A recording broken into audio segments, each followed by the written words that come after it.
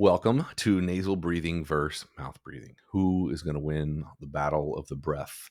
If you followed me for any amount of time, which you probably did, if you got here, you will have heard me badmouth breathing through the mouth and praise nasal breathing.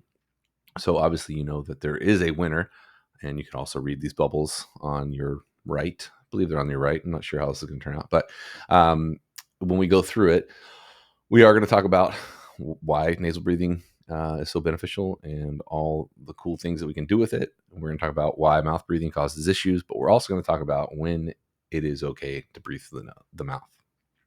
So let's get into this thing, the power of nasal breathing. We have been learning how conscious breathing can greatly affect our health, but haven't really stopped to think about how we breathe. You can think right now, the nose and the mouth are the two primary sources of our breath, mostly.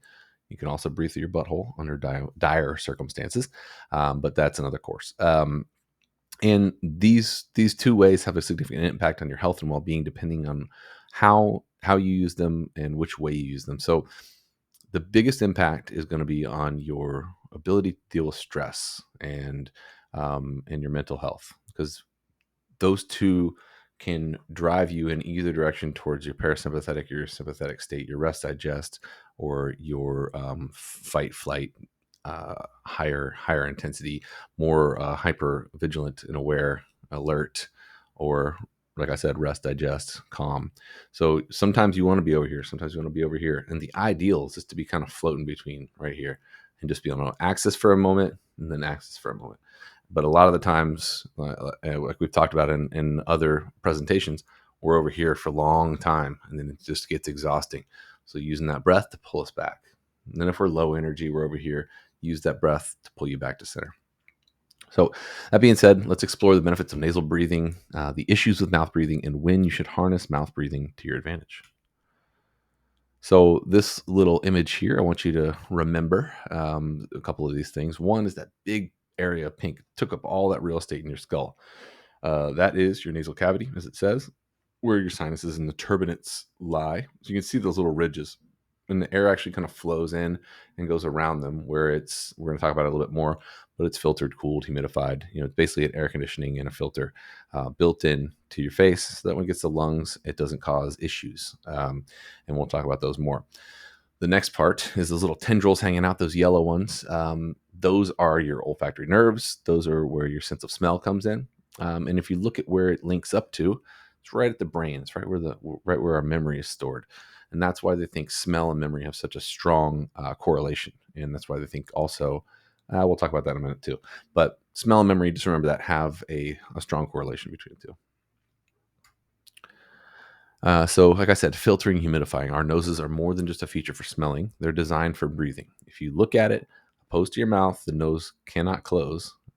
So that is just a clear indication that the nose is your primary breathing source. When you breathe through the nose, the tiny hair and mucosa on your nasal passages act as a natural filter.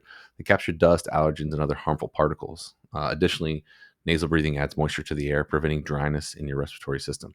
Now, there's an interesting thing that can happen. You can look right now. You can take a deep breath in, and you can tell, for me, my left nostril is a little more clogged. So we have a cycle, a nasal cycle that naturally happens.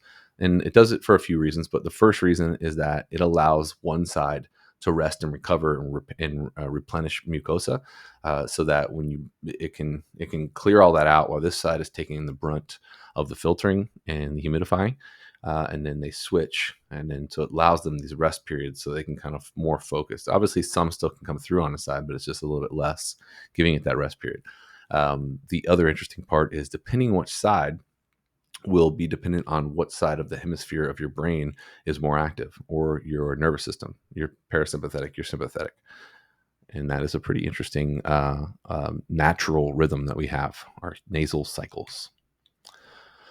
Nitric oxide boost. This is a beautiful, beautiful piece that a lot of us are missing by not breathing through the nose. And if you look at something that's common today, erectile dysfunction, that is due to nitric oxide. If you look at Viagra, Viagra specifically enhances nitric oxide. So the remarkable benefit of nasal breathing is the production of nitric oxide. Nitric oxide is a powerful miracle molecule. It won a Nobel Prize for this. a few years back, and it's produced in the sinuses, which offers numerous advantages.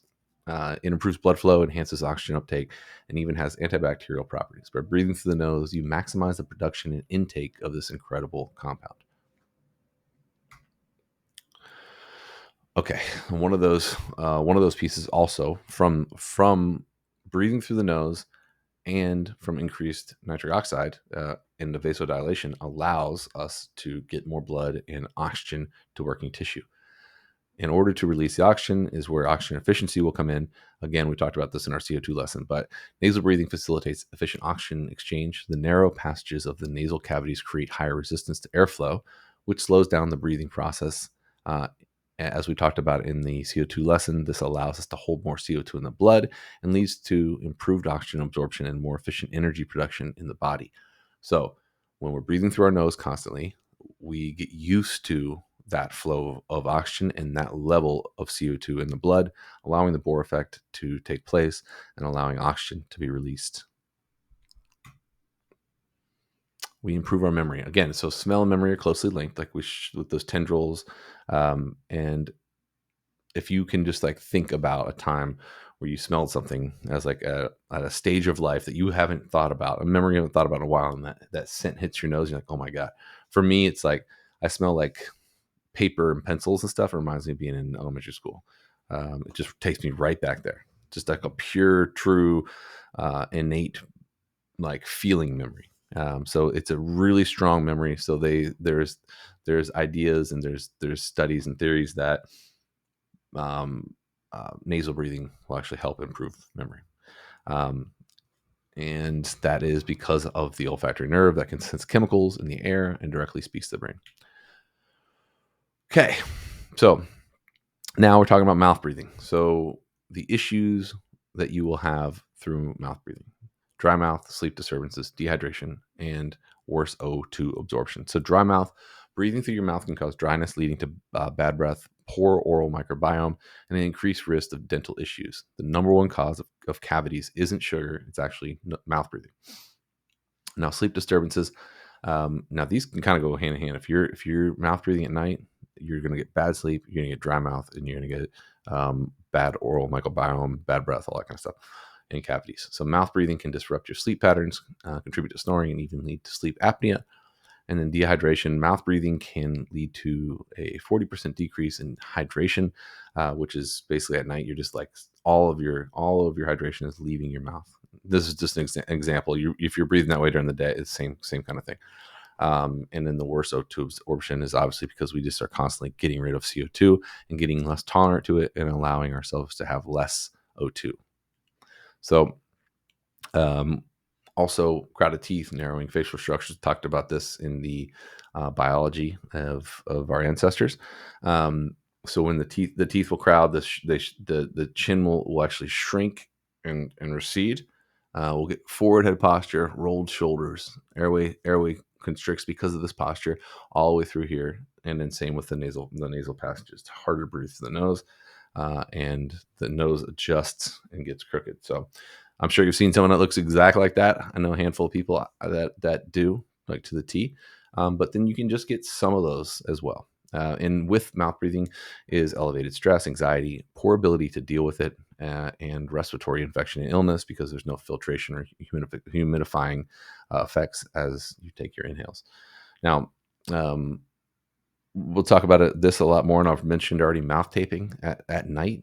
If we go back to this other slide, dry mouth, sleep disturbances, dehydration, and O2 absorption, all taping your mouth at night is a free 8 hours of breath work. So those four can kind of be eliminated at night, and your practice is being done while you sleep. So highly recommend some mouth tape if you are not already doing it. Okay, so ways to begin nasal breathing more frequently. Mindfulness and awareness is going to be the biggest part. So take a moment to focus on your breath throughout the day. You can even set a schedule on your phone, and just when it dings, you just like listen. I'm like, all right, breathe through your nose and just breathe normal. And just when you're breathing, think of breathing so you can't hear it. like quietly and calmly. In a controlled pause, they call it. So you just an inhale, pause for a second, exhale, and try to do it silently. Practice nasal breathing during physical activity. So this one's huge for a few reasons. One is it creates tolerance to CO2, but the other one is that the difficulty, we're exposing ourselves to a higher level of difficulty in breathing. So when we're at rest, it feels so much easier. So engaging in sports or exercise, make an effort to breathe through your nose, even when it feels challenging. Over time, it will become more natural and beneficial. Improve nasal health. So if you struggle with congestion, allergies, or deviated septum, seek ways to improve your nasal health, such as saline rinses or seeking medical advice. It's good to go get it checked if you feel, I mean, you can look up and see if you have a deviated septum, but there are ways to work through having a deviated septum, which can be in a different course, but you can also just seek a little bit of advice and the old Google MD. I love a saline rinse. You can use a neti pot. I use the electric one and blast it. It's just a little easier because then I just refill and just put the thing in there and go for it. Just make sure you use saline and not just water because water will burn. Tape your mouth at night. Like I said, it's free 8 hours of breath work.